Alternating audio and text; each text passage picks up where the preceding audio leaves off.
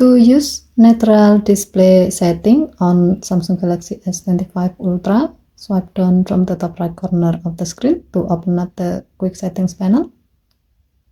And then tap setting icon. Scroll down the screen to find display. Tap display. Scroll down the screen. Tap screen mode. And then select natural.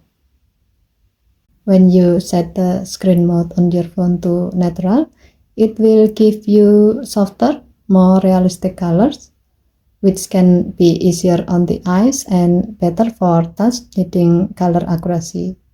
Also, it's a great choice if you prefer a more balanced true to life display.